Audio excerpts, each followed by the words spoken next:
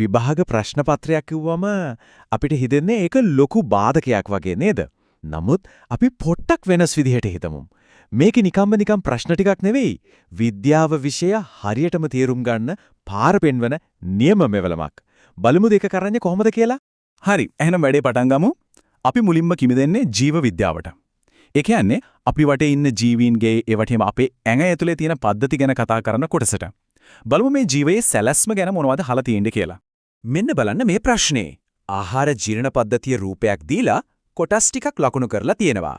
මෙතනදී යාලා බලන්නේ අපිට මේ ප්‍රධාන කොටස් ටික හරියටම අඳුර ගන්න පුළුවන්ද කියලයි. මේ රූප සටහන හොඳට මතක තියාගන්න එක ගොඩක් වැදගත්. ඔව්, හරි උත්තරේ තමයි අංක 4. හැබැයි ඉතින් උත්තරේ පාඩම් කරන එක නෙවෙයි වැදගත්ම දේ. ඇයි ඒක උත්තරේ උනේ? අන්නේ ඒක තේරුම් ගන්න එක තමයි නියම ගඩේ. අපි දැන් ඊ ගැන බලමු. ඉතින් කතාව මෙහෙවයි. A කියන්නේ ආමාශය, B කියන්නේ අක්මාව, C අග්න්‍යාශය සහ D මහාන්ත්‍රය. මේ එක එක ඉන්ද්‍රියට විශේෂ වැඩ කොටසක් තියෙනවා. මේ ටික දන්නවා නම් උත්තරය අංක 4 කියලා පැහැදිලි. උදාහරණයක් විදියට පළවෙනි පිළිතුරේ B සහ C. ඒ කියන්නේ අක්මාවයි අග්න්‍යාශයයි මාරු කරලායි තියෙන්නේ. අන්න ඒ වගේ පොඩි තැන්වලින් තමයි එයාලා අපි වරද්දන්න බලන්නේ. හරි. අපි දැන් ජීවයේ ලොකු පද්ධති වලින් ඒ හැමදේම හදලා තියෙන පුංචි අංශු පැත්තට යමු. ඒ කියන්නේ රසායන විද්‍යාවට. මේක තමයි රසායන විද්‍යාවේ හදවත වගේ ප්‍රශ්නයක්. අයනික සංයෝග සහ සංයුජතාව. X Y දැක්ක ගමන් බය වෙන්න එපා. මේක හිතනවට වඩා ගොඩක් සරල දෙයක්. දැන් බලන්න සංයුජතාවය කියන වචනෙට කලබල වෙන්න එක. ඒක හිතන්නකෝ මූලද්‍රව්‍යයකට තියෙන අත්ගාන වගේ කියලා. පළවෙනි කාණ්ඩයේ X ට තියෙන්නේ එක අතයි. ඒකෙන් එක ඉලෙක්ට්‍රෝනයක් දෙන්න තමයි යා කැමති. 6 වෙනි කාණ්ඩේ Y ට ඉලෙක්ට්‍රෝන දෙකක් ගන්න ඕන. ඒ කියන්නේ යාට අත් දෙකක් ඕන. ඉතින් මේක බැලන්ස් කරන්න මොකද වෙන්න ඕනේ? අත් දෙකක් ඕන Y කෙනෙක් එක්ක එක අත ගානේ තියෙන X ලා දෙන්නෙක් සම්බන්ධ වෙන්න ඕනේ. අන්න ඒකයි සූත්‍රය. X2Y වෙන්නේ. දැක්කද කොච්චර ලේසිද? එහෙනම් නිවැරදි පිළිතුරු අංක 2. අපි තම ප්‍රශ්නයක් බලමු අංක 26. මේකෙන් අහන්නේ උදාසීනීකරණය ගැන. ඒකත් හරිම සරල සංකල්පයක්. අම්ලෙකුයි භාෂ්මයකුයි එකතු වුණාම දෙන්නගෙම ගතිගුණ නැති වෙලා ලවණයි වතුරයි හැදෙන එකට තමයි කියන්නේ. මේ අයිඩියා එක ඔළුවේ තියාගත්තම මේ වගේ ප්‍රශ්නයක් කියන්නේ නිකං දෙයක්. හරි, රසායන විද්‍යාවෙන් මිදිලා අපි දැන් යන්නේ විද්‍යාවේ අන්තිම කොටසට. ඒ කියන්නේ භෞතික විද්‍යාවට. බලමු ශක්තිය, බලය, චලිතය ගැන මොනවද මේ පේපර් එකේ තියෙන්නේ කියලා.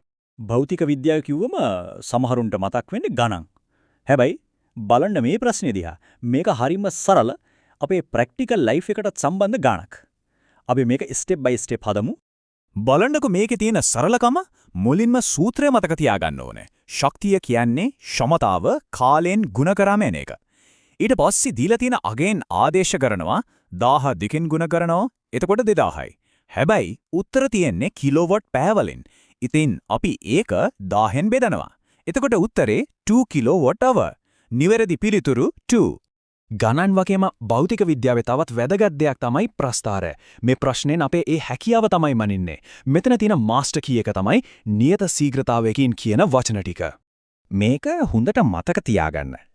නියත ශීඝ්‍රතාවයක් කිව්වොත් ඒක හැමතිස්සෙම සරල රේඛාවක්. ඒ නිසා මෙතන උත්තරේ ප්‍රස්ථාර 1.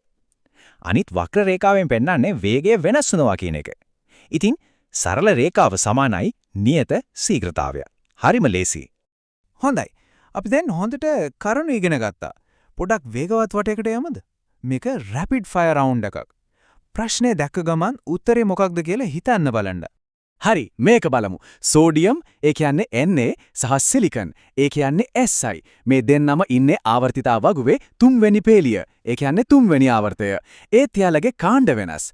සෝඩියම් පළවෙනි කාණ්ඩය, සිලිකන් 14 වෙනි කාණ්ඩය. ඉතින් ප්‍රශ්නෙන් අහන දෙයට හරියටම ගැලපෙන්නේ මේ දෙන්න. උත්තරේ 2. මේකෙන් අහන්නේ ද්‍රවවල පීඩනය ගැන. මතක තියාගන්න රන් රීතිය තමයි ද්‍රවයක ගැඹුරට යන්න පීඩනය වැඩි වෙනවා. ඉතින් R Q ට වඩා ගැඹුරු නිසා R වල පීඩනය වැඩි. P සහ R එකම මට්ටමේ නිසා ඒ දෙකේ පීඩන සමානයි. Q තමයි උඩින්ම තියෙන්නේ, ඒ නිසා පීඩනය අඩු මේතන.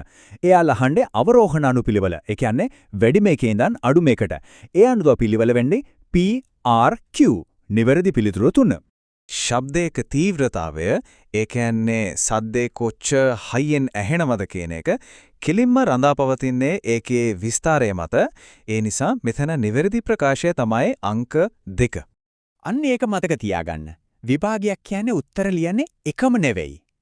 අපි දෙන හැම නිවැරදි උත්තරයක්ම හරියට මේ විශ්වය ගැන විද්‍යාව ගැන ගැඹුරු තේරුම් ගැනීමකට අරින දොරක් වගේ. ඉතින් මේ ප්‍රශ්න පත්‍රය මඟ පෙන්වීමක් අරගෙන Taman නොදන්න දේවල් ඉගෙන ගන්න. කුතුහලයෙන් තවත් ප්‍රශ්න අහන්න. බලමු අපි ඊළඟට විවෘත කරන්නේ මොන දොරටුවද කියලා.